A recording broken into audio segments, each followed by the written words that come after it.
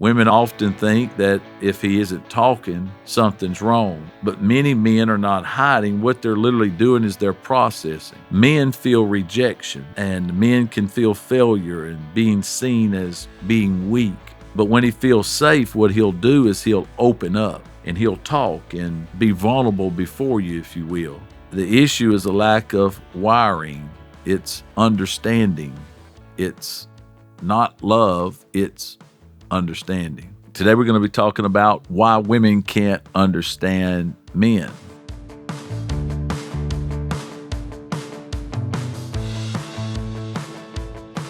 Welcome to T15, Truth in 15 Minutes, and I'm your host, Dr. KD. Now, in the next few minutes, we're going to be speaking about love and about truth and speaking the love and truth. And what our goal is here is to apply a biblical wisdom to real relationships in real life. Now, in the last episode, we talked about why can't men understand women? And we had such a great time and a great conversation, and I hope you enjoyed that. Well, today what we're going to do, we're going to flip the script. We're going to talk about why can't women understand men? And so women will say, why doesn't he talk? Why doesn't he share his feelings?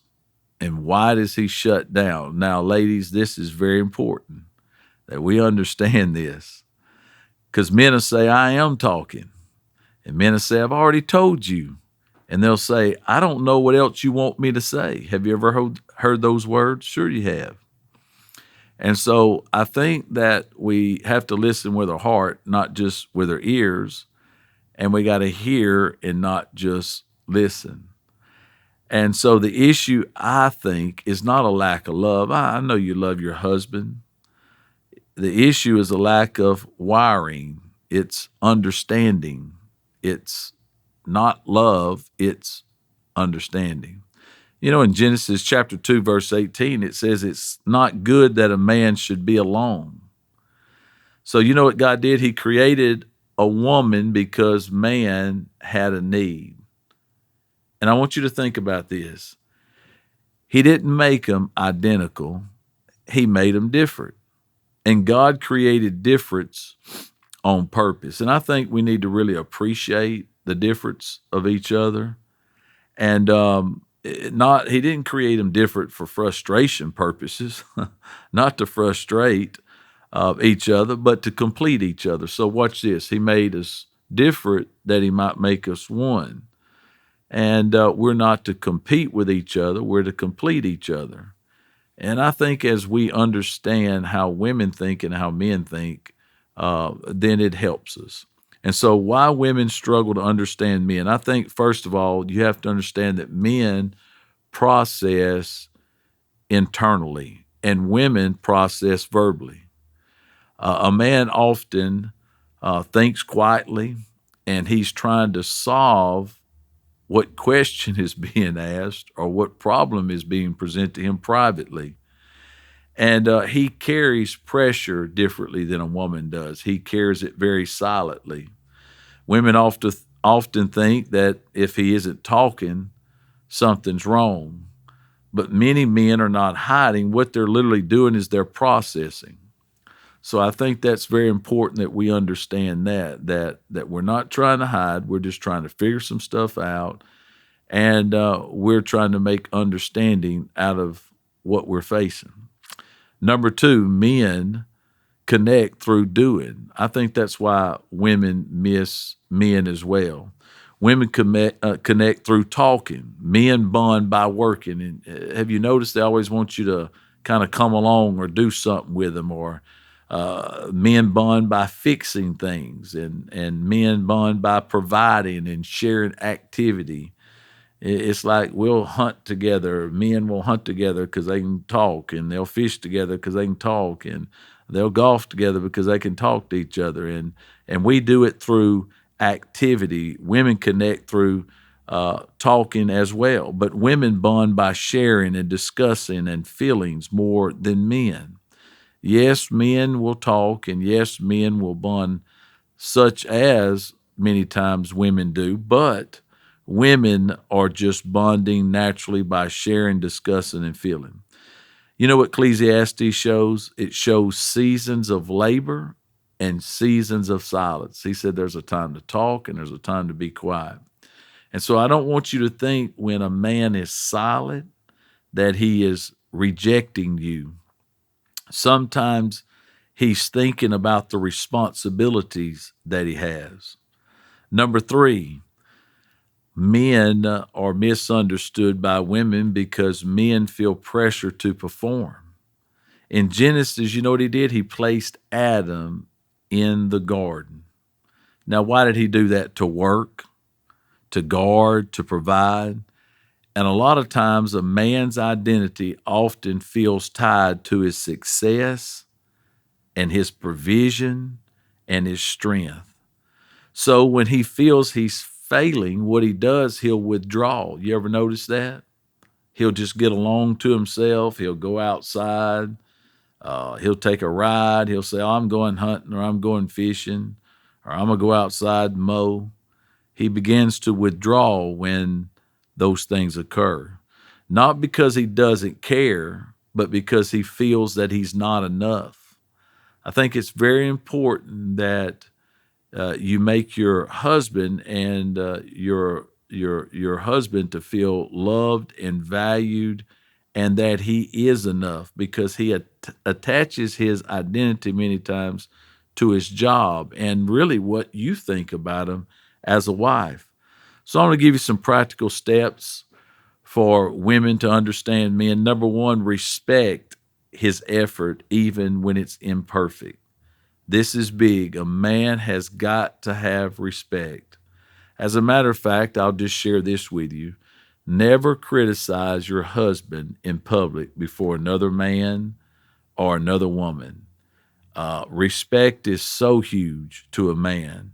Matter of fact, the Bible says in Ephesians 5:33, he says, let the wife see that she reverence her husband, that she respects, that she honors her husband.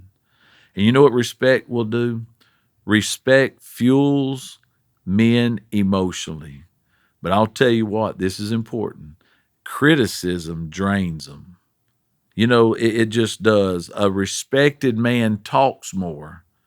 A shamed man shuts down. You know what he'll do? He'll grab his phone and he'll just stay in his phone. Why would he want to be criticized, and why would he want to be demeaned and talked down to or disrespected?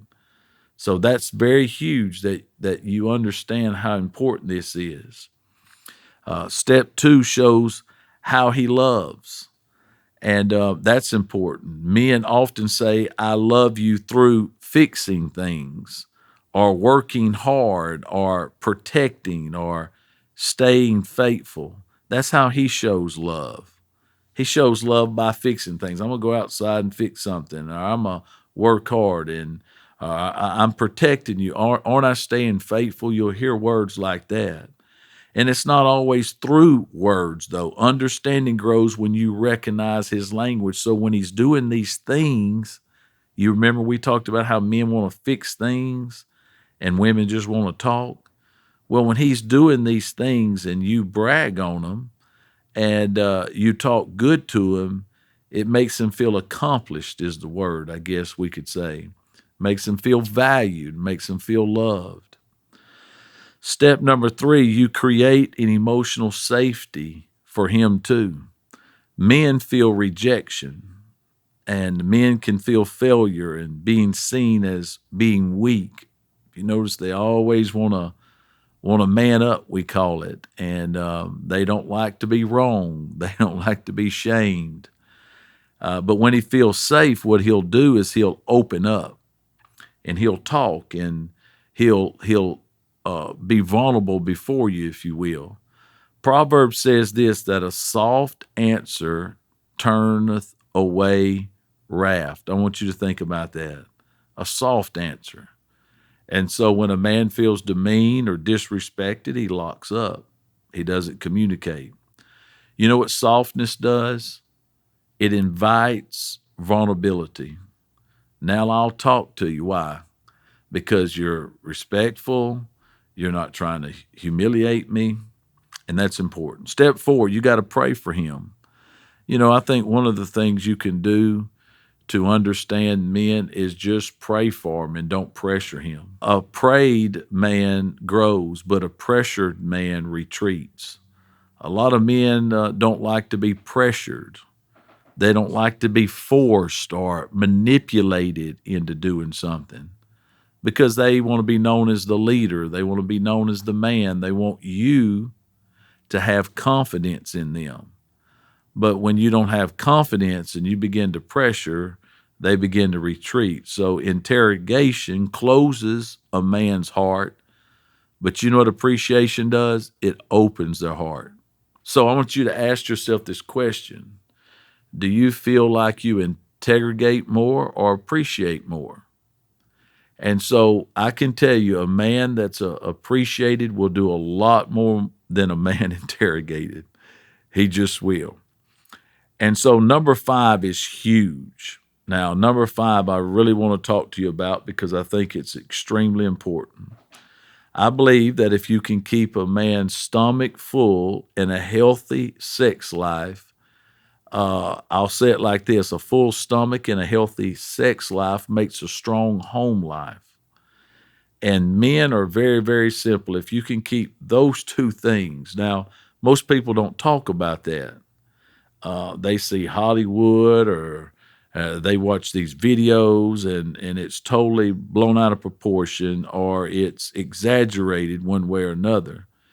But a man is always, you can read it in the Bible, and you've always heard the saying that a man, if you keep his stomach full, you can win a man through his stomach. Now that's just a fact. And so, but then also being intimate and having an intimate sex life is so important. I want you to think about this as a woman. Have you ever thought about that Satan can use you as his wife, as a wife, to tempt your husband? You say, how does that happen? Well, when you're not intimate with him, then temptation comes to him. And you could be, if you're not careful, you could be a catalyst for allowing temptation to come in his life. Because you see, intimacy is a need for a man. It's not just a want. It's not just a little desire. It is a need for a man. And just like women have needs that we talked about in the last episode, men have needs. Now, men will get those needs met. And I just think it would be pretty cool if you being his wife would meet those needs so that he is not so tempted to fulfill those legitimate desires illegitimately outside. So I think you understand that. So maybe today you realize something, that men are not always hard to understand. They're just hard to read sometimes. But God did not design relationships to be battles. You know what he designed them for? To be bridges. And so we got to meet each other's needs. We got to come to each other and try to figure out, what can I do to show love? What can I do to show respect? How can I listen? And when men and women learn to understand each other, you know what happens? The home becomes more peaceful. A home ought to be a place where we can come and relax and know that love is there. If I can't find it anywhere else, I can find it at home. And then marriages start to get stronger. They really do. They grow and they flourish and they become all that God wants them to become. And here's the big thing. Children feel secure.